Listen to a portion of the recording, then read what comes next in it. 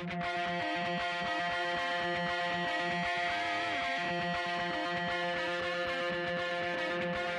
listening to the Roofing Success Podcast, a show created to inspire roofing contractors to achieve optimal success in their roofing businesses. I'm the host, Jim Aline, the co-author of the books Internet Marketing for Roofing Contractors and The Best Known Roofer. I'm also the co-founder of Roofer Marketers, the leading digital marketing agency for the roofing industry. On each episode, I sit down with industry leaders to talk about their processes, the lessons they've learned, and how to find success in roofing. Hey, welcome to another episode of the Roofing Success Podcast. You can do me a favor. Hit subscribe or comment, leave us a review, like, wherever you're at. Do that for us. If you want to take the conversation beyond what you're listening to here or watching here, go to Facebook, type in Roofing Success, and join the Roofing Success Facebook group. Today, we have another successful roofing contractor out of the DFW, Mark Latham with Firehouse Roofing. How you doing today, man? Doing good. Thanks for having us on, Jim. Yeah, man. You know, we were talking a week or so ago, and man, you have a real interesting story of, kind of how you built your roofing company. Let's start with that. How did you get into roofing? Oh, man. So I actually started in high school, believe it or not, just as a job in high school, selling roofs for a guy. And that's kind of how I got my foot in the door doing that. And then after high school, I had a bunch of family in the fire service, so I kind of knew I wanted to go down that road. And so I started working with another roofer because I loved construction, loved being outside, loved helping people, doing all that. So started with another guy where he just did repair work only. So I worked with him during the day, doing physical labor, doing repairs. And then I was able to go to the fire academy and paramedic school and all that stuff at night. And so it kind of let me do both things, make a little money, go to school, do that stuff. And then so that's kind of where I started. Yeah. Yeah. And that I'll tell you that I don't hear the word repair work and DFW in the same sentence too often. So yeah. Yeah. So that was an interesting way into the industry down in the Dallas area. Yeah, definitely. I know most of the time we're used to DFW as like big hail area, and most people are doing replacements. It just, for me, it just, I don't know. It was a weird opportunity, landed in the right spot and got in doing that stuff. And at the time, I was like 21 years old, so I was. It wasn't that bad, getting up there and actually working on roofs and doing all that. So it's fun. So then you got into the fire service, and in your time in the fire service, were you full-time, part-time? How'd you manage that? Yeah. So it was full-time, at the fire department. It was basically 24 hours on, 48 hours off. And so, the 2 days off, once I got hired at the fire department, I was like, well, I'm going to start my own business doing roofing and doing repairs. And really, man, I'll be honest, I didn't have any intent of growing a big company. It was mainly like, hey, this will give me a great thing on my days off to go out and do some roof repairs, make a little extra money and kind of go that route. So yeah, that's how I got started. Yeah. So you started in repair work, and you're like, hey, this is a nice little side job for me on the days off, make a little extra cash and do that. And so you were about 15 years in the fire service? 22 years. Yeah. 22 years. All right. 22 years. And so when did that side job become more, ease into more of a full-time job, and how did you balance that transition? Yeah, so man, probably I would say about 8 years after I got hired at the fire service and kind of started my own company, man, it got to where like on my days off, like I would work, pretty much all day long roofing both days.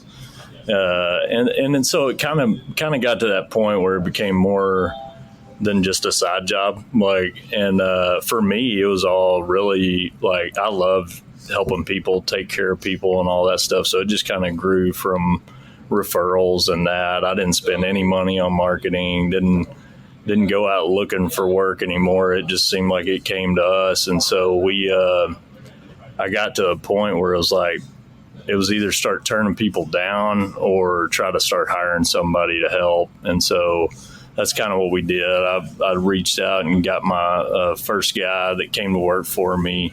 Took me a long time, because it was really just me by myself. So it took me probably about 6 months of training this guy before I was like, okay, you can now go out and represent me and what we do and all that.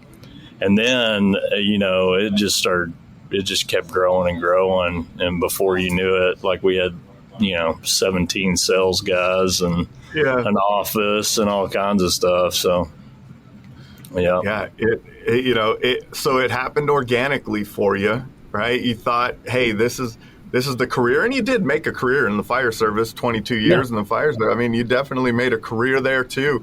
I mean, it's hard enough for most people to try and start a business, with all of their time, let alone, a full-time job. One of the things that I've noticed in my life, though, is when I'm busy, I feel like I get more done.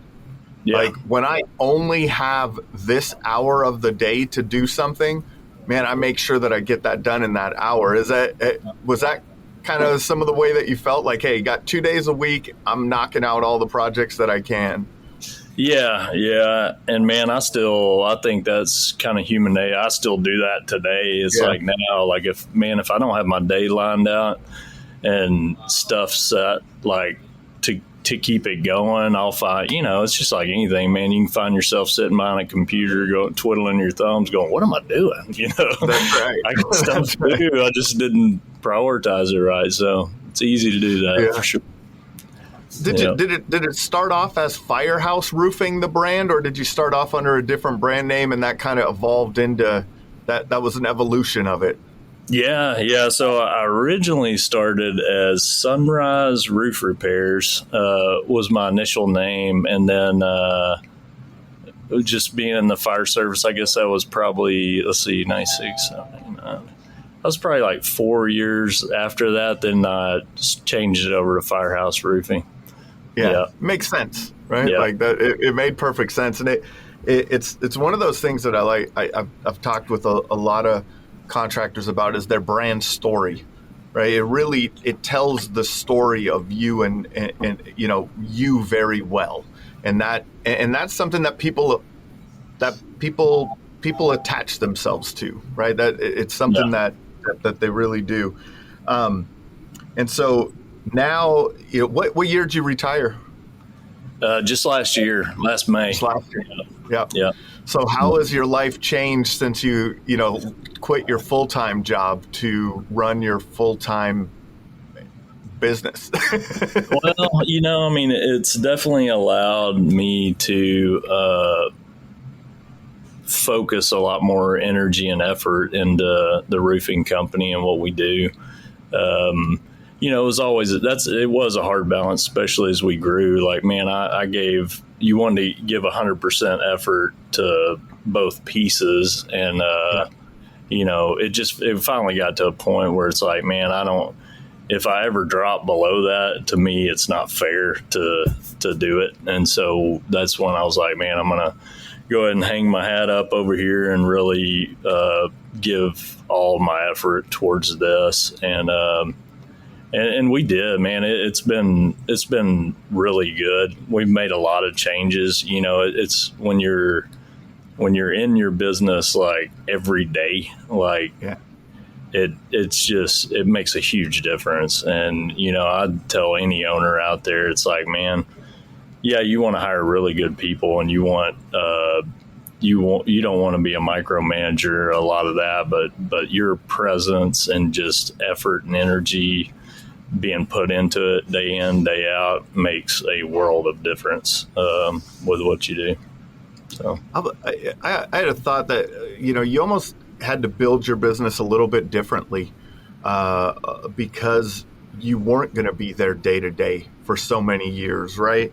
And so was that a conscious thing that you did back then? Like, hey, I have to hire this person because they'll be able to take this off of my plate completely. Or what was, because, a lot of times when, as business owners, as we're hiring people, we still do it. We still do the job sometimes, right? But instead of passing it along and trusting the person we hired to do it, how was that a conscious effort, or was that something you even thought about as you were hiring? Man, honestly, it was probably like a forced effort. I think outside of the sales guy, when we really started growing, like my first person that I hired was an office admin person, so that, they can take all the phone calls, file the paperwork, keep track of stuff. Like on the days I was at the fire station, I had to have somebody here that was staying on top of all that. So it was like I didn't really have a choice. It was kind of one of those where it's like, man, we have to have this. And so started kind of growing down that path. And now, being here 100%, like now it's more not just managing what you have, but now focusing a lot of our energy on, okay, what's our growth? Like, what do we want to do? Like, what do we want our company? Where do we want to be in 5 years? And now it's putting people in places for marketing, management, like training, like all the little pieces that go into it. So how was it coming back or coming to the office and being there full time? Because the team probably wasn't used to having you around as much. Yeah. We, it was good. Everybody, it's good for me. It's been good for everybody. I don't think we have a really healthy environment, and culture that we've kind of created. And it's fun, man. We come to the office, like I always tell people, I was like, man, if I wake up in the morning and I don't look forward to coming in, like that's a bad day. Like something's gone wrong. Like we've gotten off track somewhere. So yeah, definitely. So what are some of the things that you've made either since you've retired from the fire service, or some of the things, or let's start along the way. Let's go back while you were still in the fire service. What were some of the biggest things that you put in place in the business, whether it was a hiring process, a training process, a sales process, whatever that was? What do you think was something that made a big impact on your business during that time before you came out of the fire service, retired there? Man, we would do training, but maybe once a month or something like that. And definitely helps. But, it's I'll almost say like then versus now, it was more reactive than proactive type of movements. And so it was always, hey, we got some kind of problem right here. How do we build some guardrails around this and make it better and work towards it? And now it's being here, day in, day out. Usually you can forecast and see where the issues are going to be and what's going to happen, and start building the process or training or whatever around it to mitigate it before it ever becomes an issue, Yeah, for sure. Where have you gone to kind of get your knowledge and how to shape your company? Man, a lot of it was hard knocks. You live and learn, and I don't want to make that mistake again and learn from it and whatever. I'll say, man, like the fire service piece for me, like we did so much training and management, leadership, that type of stuff that I got a lot of what we now do today here like based off of how we operated in the fire service. And so we've kind of restructured our whole deal since I've been here full time, and we've tweaked a lot of things. We do like training twice a week, and then technical training a couple times a month. I mean, we spend a lot of time doing that.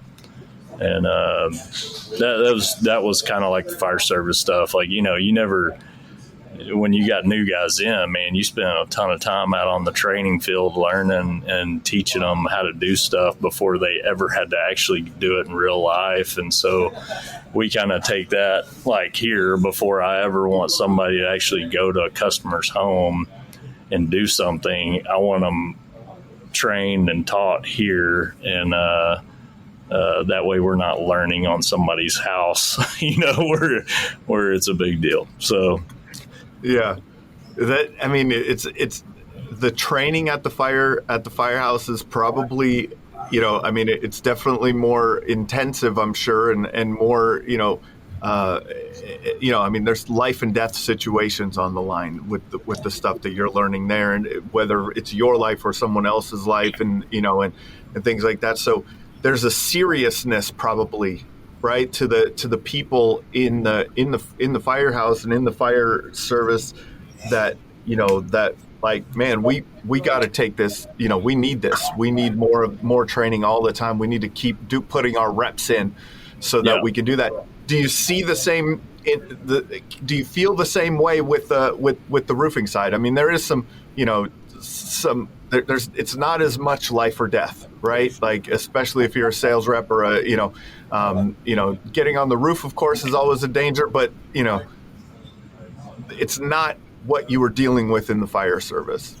Yeah, but I mean, I think it all kind of correlates to each other in the same manner of, like, man, we don't ever want to be a company that, for the homeowner, when they call us now with a problem, it's not life or death, but man, it's an issue for them. And it's like, we still want to be able to resolve their problem.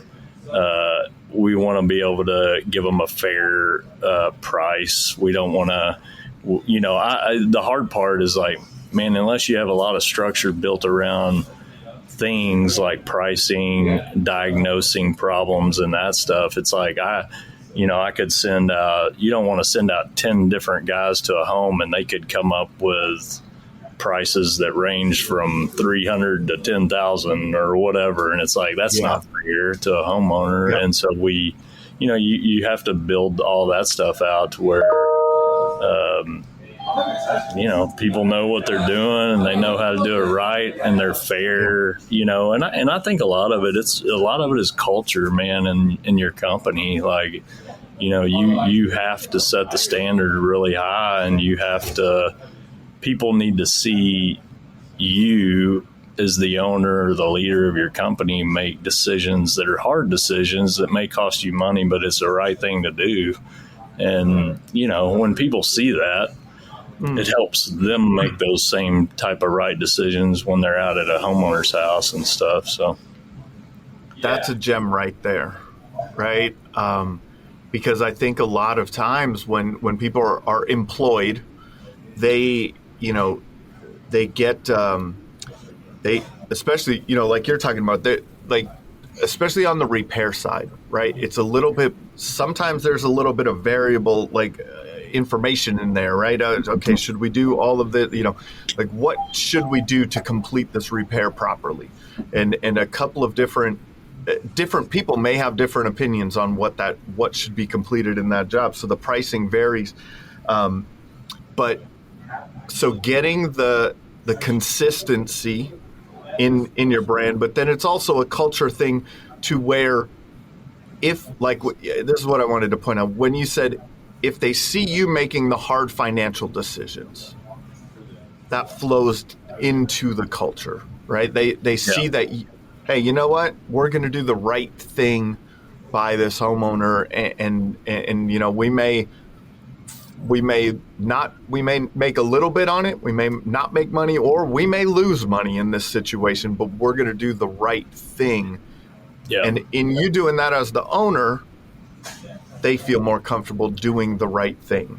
So Yeah. Yeah. I Yeah. think I mean, I think when you're in management or leadership or the owner or whatever, it's like, man, you have to be super sensitive to the fact that people are always watching and listening and judging you on the decisions you make. And ultimately, I mean, man, like, when you're trying to hold guys accountable to certain levels of professionalism and how they treat customers and all that, they have to see that same stuff through you, when you make those decisions to buy into it and to believe it and to, more than anything, like, man, I like the feeling like when you're leading a team, man, you want them to make you proud. You want them to feel like they don't want to disappoint you in the standards and the values that you have of dropping the ball on that. So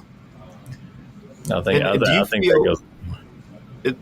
Okay, so that's taking care of the homeowner. Another aspect of it that I just thought of that I think is also important, maybe you could, speak to it or not, but is also sometimes in having in the way that you support that employee in a tough situation. Yeah. Right. Like, maybe they messed up on their bid. Or maybe it was something that was an improper expectation of the homeowner that's now coming back to you guys, right? And it wasn't, the type of support that you give that employee in that situation can also have the same impact in that culture. Yeah, for sure.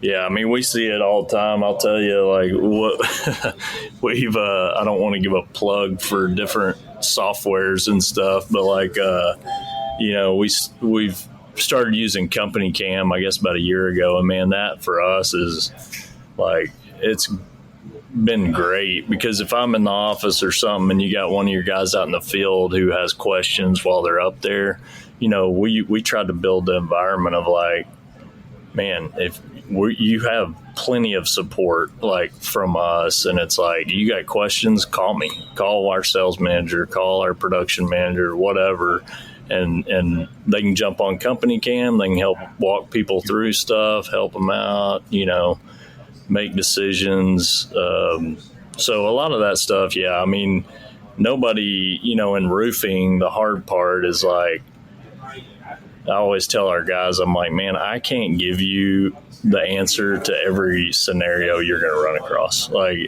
you have to understand like the concept of how all this stuff comes together and how you build in all this and the right way to fix it.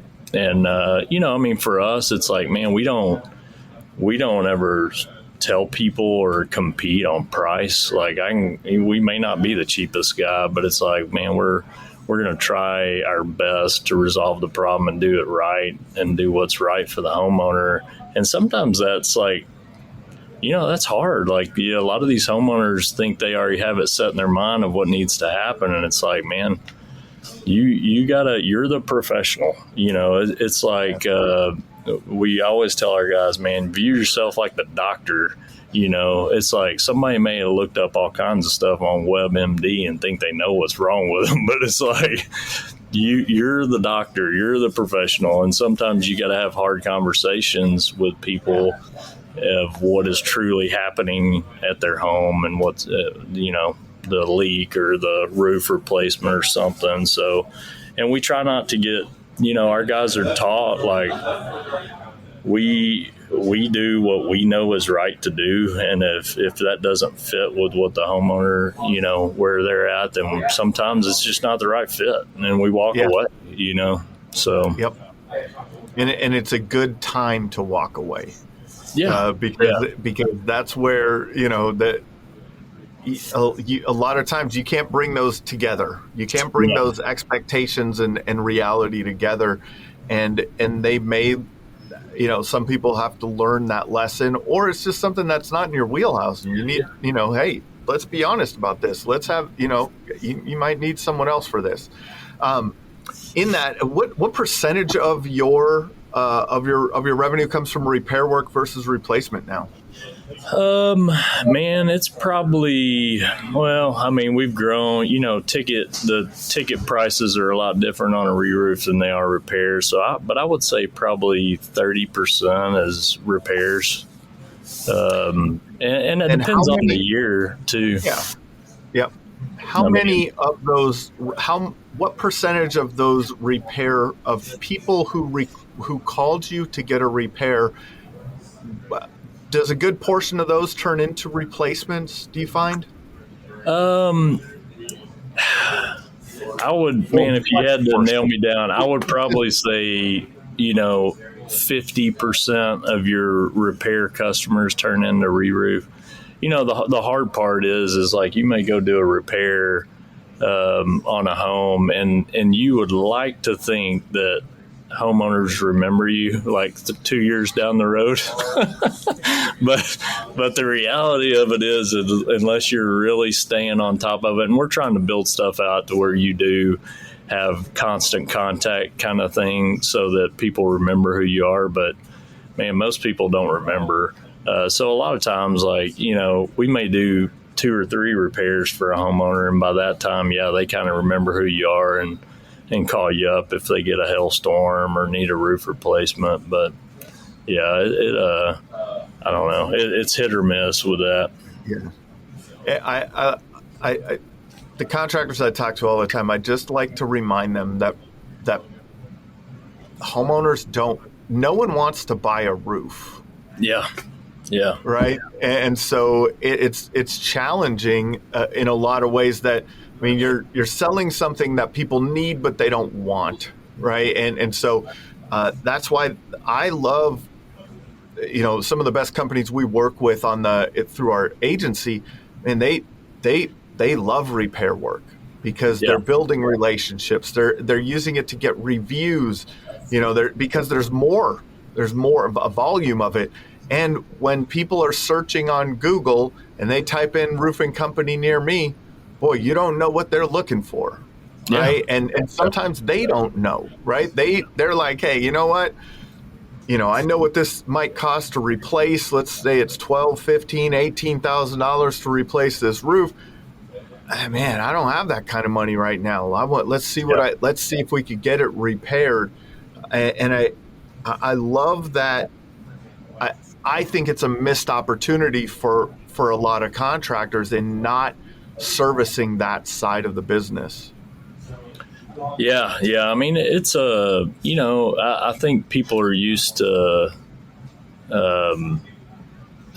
looking at it like a roof repair, like it's a break-even type of deal, and it doesn't necessarily have to be that way. I mean, our repairs aren't necessarily, I don't know, like cheap.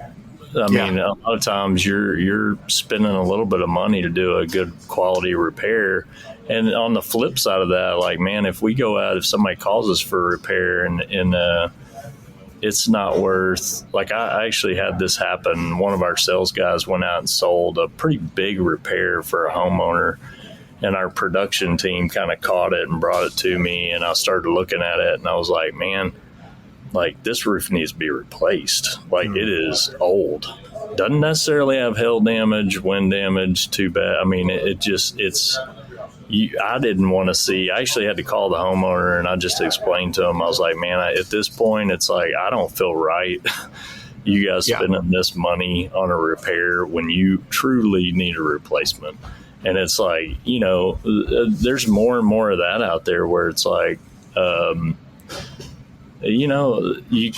insurance company isn't going to pay for all of it. It's like sometimes roofs do wear out because of age, and it's like if they get to that point, it's like, again, that's the hard conversation with the homeowner of like, man, we would love to help you, but it's like helping you really looks like this, not this.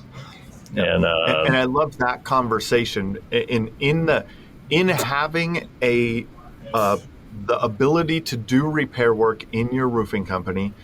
You can then have that conversation it's a more honest conversation to me. Yeah. Than if you don't do repair work and you show up and you're like, yeah, we don't do repair work, but you need a full replacement anyway, so we're here already, right? It just doesn't sound as authentic. You know what I mean? Like there's something missing there. Like, I don't know, you know?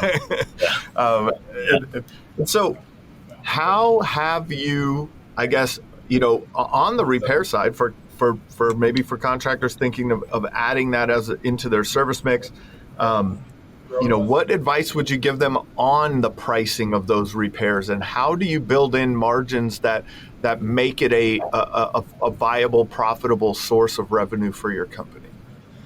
So, I mean, man, I'll be honest, like it took, it's not easy building out those models to price stuff fairly, and consistently, you know what I mean? Like what we were talking about before, like you want, like when we built out like our setup and system for that, we wanted it to where I could send 5 to 10 different guys, and man, they're going to be right there next to each other with the price and what needs to be done. And so, and there's still, man, I mean, like you said, repair work, there's a lot of subjective opinions of like what truly is the problem and needs to be done. And,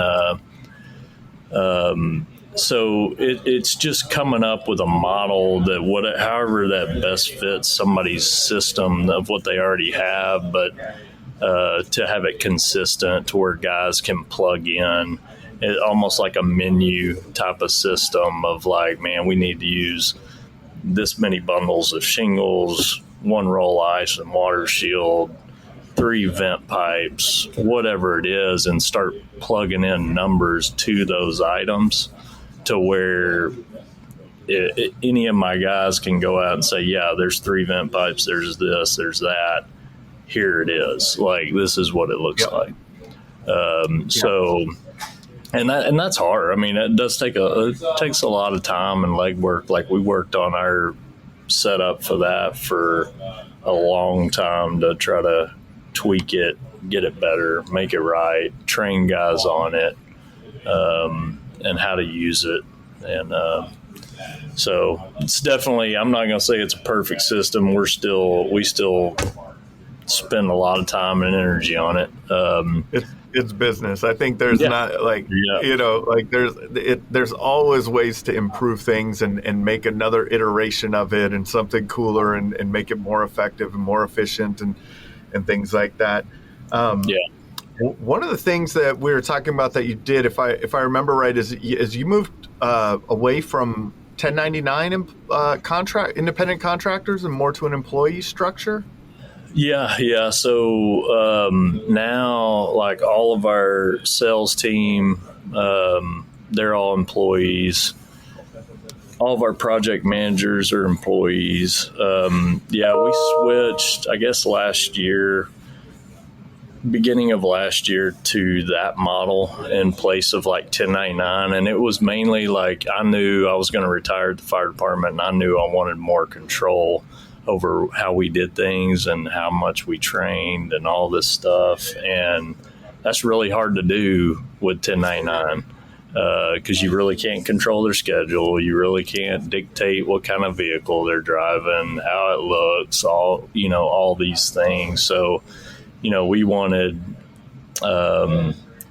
we have guys in company trucks now, turn them into employees. That way I can just manage the brand. I mean, it's like, I want people wearing the same type of shirts and all that little stuff to where when somebody sees one of our guys and then they see the next guy that's coming out to do the work or something, that everybody looks like they belong there, That's and right. So, and it's working pretty good.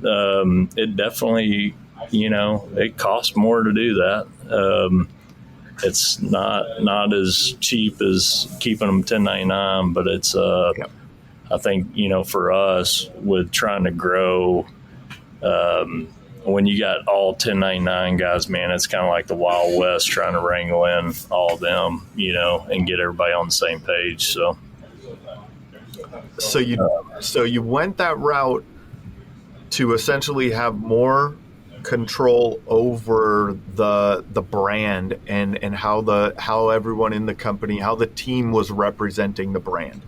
Yeah. That is an interesting. I've never heard of that as a reason of going of changing from 1099 to W-2. Where did was there? Because that is an important thing. Brand is something that I think a lot of contractors miss. It is extremely impactful. How has having everyone in company trucks and matching attire and things like that, how have you felt that from from the sales side of things, from a marketing perspective? Have you felt that at all? Yeah, I mean, it just as far as presence, like in, I don't know. I mean, I would say, yes, you feel it a little bit in the marketing because you're, now everybody's driving around the same looking vehicle that's wrapped with our logo and our stuff. So that helps. And then when we're doing our social media advertising or all that stuff, it's basically just a consistent feel throughout your whole company. And I think it really helps. I don't know if I would say, oh yeah, we've seen an influx of call volume. Yeah. I wouldn't say that, but what I would say is like our closing ratios have probably gone, like they're up higher than what they used to be. And I contribute a lot of that to, man, when somebody saw us and clicked on us and called us and got a call taker who was given the same message of our look and feel, we got an appointment scheduled, somebody shows up in our vehicle in our uniform. I mean, it adds a level of professionalism to it where you just have a lot better. I mean, I would take from just a homeowner's perspective, like I feel a lot more comfortable with this than I do, maybe somebody else that's pulling up in a unmarked vehicle, no shirt, like no uniform shirt, no anything. And so it allows us, I think, to have a better closing rate with the customers we do service, for that matter. I've referenced this on the podcast a couple of times, but I had an earlier episode of the podcast with Ryan Kettering of Prolific Brand Design. So he does branding, and he, one of the comments he made I thought was very, very, very spot on, is that you have a brand whether you know it or not. And that's kind of what you're speaking to in that regard of like your closing rates are higher potentially because of the consistency of all of this. His analogy was like, if you pull up in that old rusty truck with the rusty ladder and a magnet on the side, you're telling that homeowner, you're expressing your brand to that homeowner and how much you care about your brand. You're expressing that you can be negotiated with, where you're expressing that you may not be around in a few years. Yeah. Right. Yeah. Like, and if they need you again, right. And those are those fears of homeowners. Those are those fears that if you can align, if you can get these dots to connect, man, it may, like you're saying, you could probably see it in your closing rates. It may not be in call volume or something like that, but it's like they get a different experience with you. It's a very trustworthy experience from the time that they saw your social media post or your truck driving around town to the kitchen table, right? Yeah. And then how are you carrying that through the like on production day and things like that? Yeah, so on production day we have project managers that show up, and we use a transit van for those guys because they carry material and stuff. But so they show up on the job site, manage the crews, check in the material, meet with the homeowner. They're in our uniform, same feel. We're setting up all of our ground protection stuff. We use the catch-all nets, and those have worked really good. They look really sharp on the job site and stuff. So, I think it flows pretty well throughout the whole system. Our guys are the guys that are salespeople out in the field. They're kind of running through that whole setup of what it's going to look like the day we start your job with the homeowner.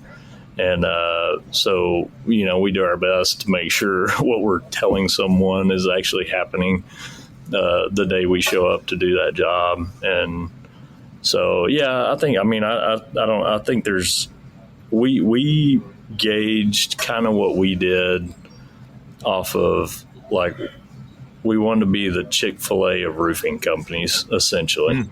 And, I always tell people, I'm like, man, I go, just look, like, if you ever read the book, the Chick-fil-A book on kind of how their strategy and marketing and everything was, it's pretty cool. But if you really start paying attention, when you go through a Chick-fil-A line, it's like, even though you talk to like 4 different people to get that process completed, it's like, it doesn't feel like that. It feels like you're dealing with the same person all the way through because they're using the same language. They are all wearing the same uniform. They're just all the consistent brand and verbiage throughout that process makes it feel like this is one, and you have to do that. I feel like when we split up our sales team and production teams. And so now, around here, the typical model is a sales guy sells the job, runs it through production, orders the material, shows up at the job site, manages it, collects the payment, does all this stuff. And so we start breaking those pieces down to where we don't have that anymore. And there's a lot of good and bad that come with that. The bad is that the homeowner doesn't see the same person or talk to the same person throughout the whole process. And so when we initially made that change, and then probably 6 months later, I was like, man, there's a lot of this I really love because we can control it better, but I don't love the fact that the homeowners is basically seeing and talking to about 4 different people with our company. And so we really started focusing on that of like, man, like, here's what you say, here's how you respond, this is what you do. And just to follow kind of that Chick-fil-A model of like, man, even though I'm talking to somebody different, that what they say, what they sound like, how they're telling me, all kind of flows throughout that whole thing. So, and that's how. Is it the book? Was it Covert Cows? Covert. Covert Cows. Yeah. And that's an interesting thing. So what you took from that book was the consistent communication.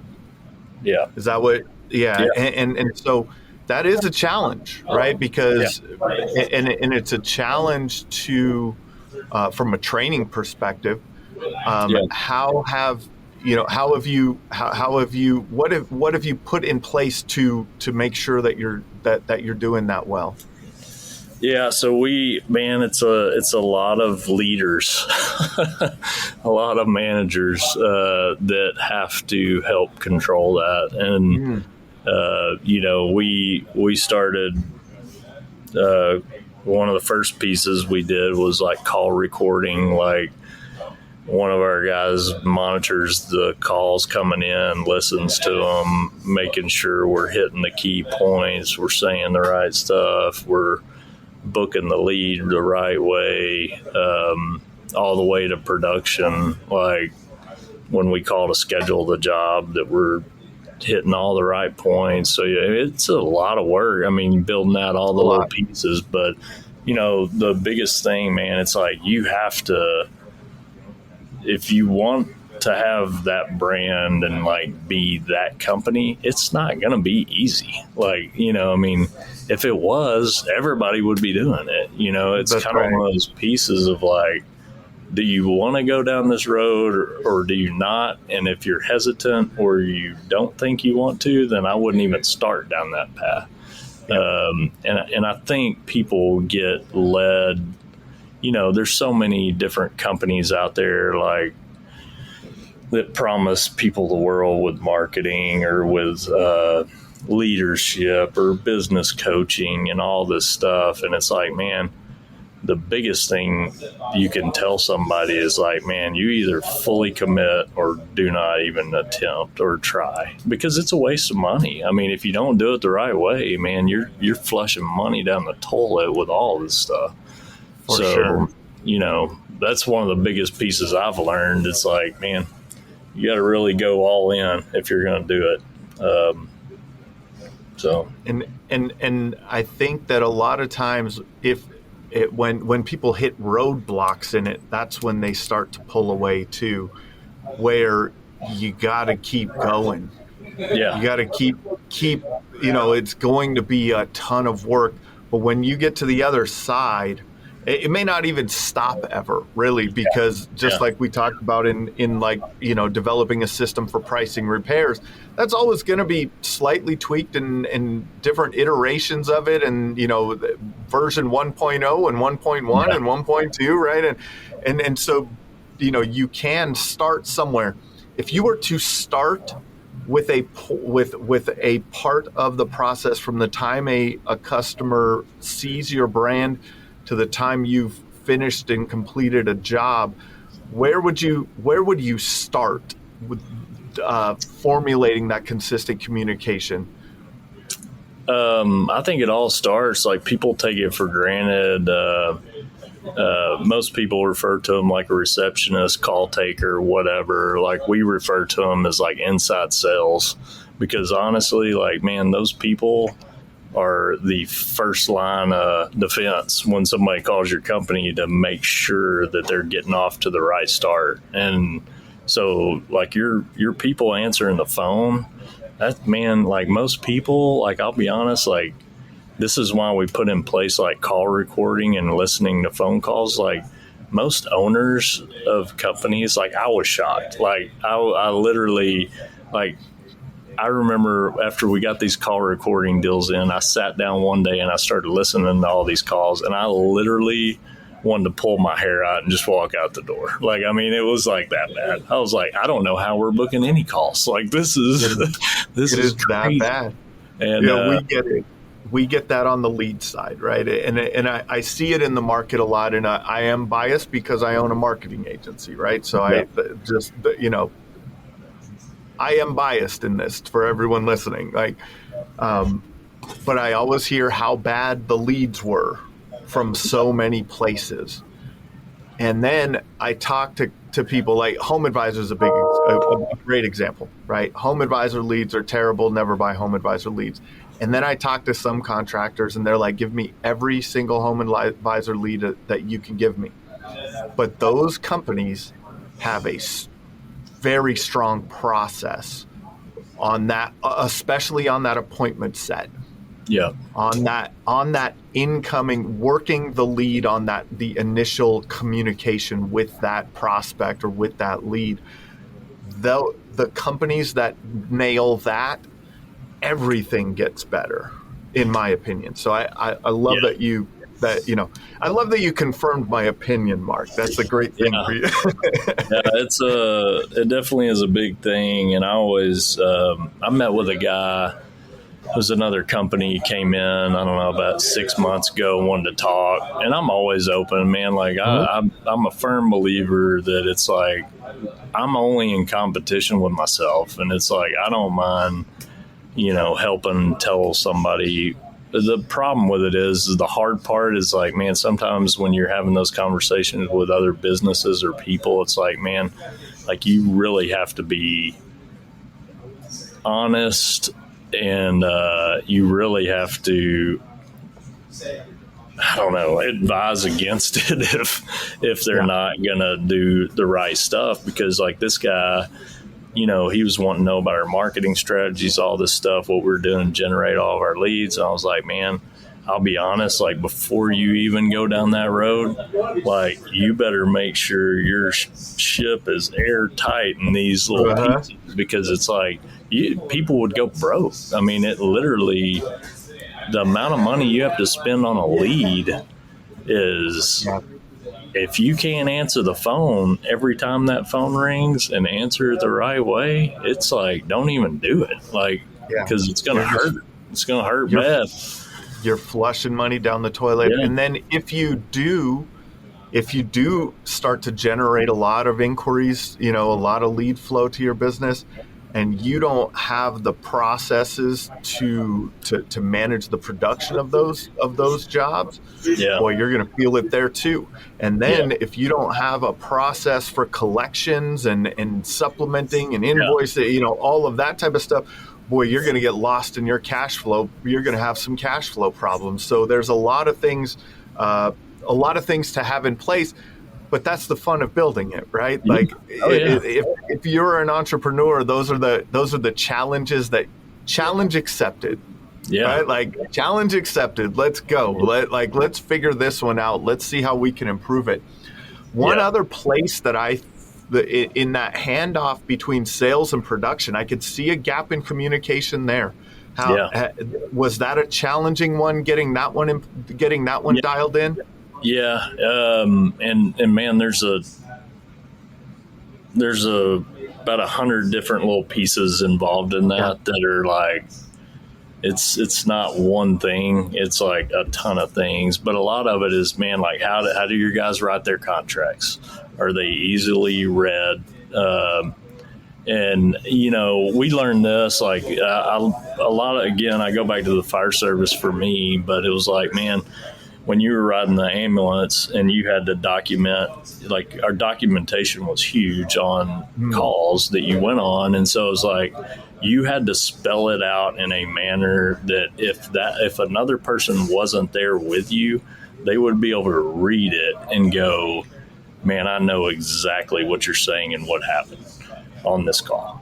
And so, like, we took that kind of into our contracts and our detail of, like, man, when these guys write a contract, it has to be spelled out, because somebody that's never been there has to read this and try to figure out what exactly needs to be done and how they need to do it, what material they need to order and all that stuff. And so there's a lot into that took tweaking, and we're not even there yet. It's like, for me, like you said, it's like we rolled out, we're at version 4 right now. And it's like, man, it still takes a lot of effort and energy. And we changed, the minute we thought we had it nailed down and great, it's like the volume changes, and man, like you uncovered some issues you didn't know you had. Right. So, it's like, it's always evolving. But I will say, I'll give Company Cam another plug on that, because man,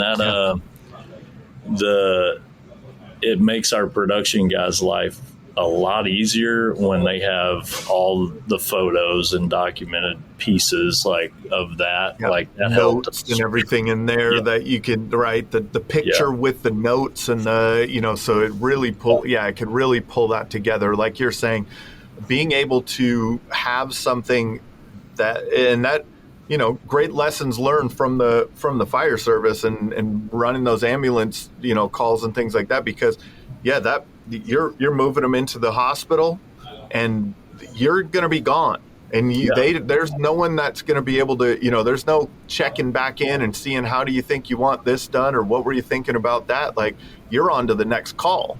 And so that's a great lesson in that documentation and creating a system of documentation so that the next person that touches it has a complete understanding, or as complete an understanding as possible of what needs to be done on that job. Yeah. So I mean, years in the business, started part-time, built a full-time business. while working full time. Lots of lessons from the fire service that carry over. What do you think the greatest insight is that you could share with our audience that's helped you find success with your roofing business? Man, I would honestly say culture in your company is like one of the biggest things you need to focus on. And I mean, because at the end of the day, man, like if you don't have a good culture and a good environment, it only gets worse as you grow. Like it's not going to get better. Like it's not going to go away. It's going to get worse. And it's like, so you have to start with a really healthy foundation of, and in our business, man, like we get like really and truly, like now at this point, like we don't even try to hire other like roofing sales guys. I would rather them come in with zero knowledge and know nothing and let me take them from there, because it's the same old story with those guys, like as they go around, and some of it's true, unfortunately, and then some of it is just the environment that we're in. But it's like, you hear so many stories about like the owners not paying them, or they ripped me off here, or they did this. And it's like, if you are one of those owners, man, stop. Like you're setting yourself up again for failure. You're ruining the whole culture of your company. It's like that you're destroying your own business from within. And so it's like you have to be, because there's so many unknowns with how much did material cost? How much did we get hit with labor on this one? Did we run into anything extra that ate into the profit? Like, so when you're building that out, like, man, one thing we did from the very beginning was like 100% transparency of the job, so that no one ever could question us or feel like they're getting taken advantage of. Because a lot of these guys, it's not that they really were getting screwed on what they were getting paid. They just had built up a number in their head that ended up not being, at the end of the day, what it truly was. So, we now have a folder, like, and it's got every invoice, labor, material, every expense, permit, Eagle View, whatever it is, and that way they can sift through it and add it all up themselves as well, to verify that what they're getting paid is right, so. That's awesome, Mark. I appreciate your time today. This has been another episode of the Roofing Success Podcast. If you would like to generate more revenue through your digital marketing efforts, please visit roofermarketers.com to get a copy of the book, The Best Known Roofer. Also, check the training section of the website for guides on everything from running effective pay-per-click ads to how to properly set up your Google My Business listing. Thanks for listening.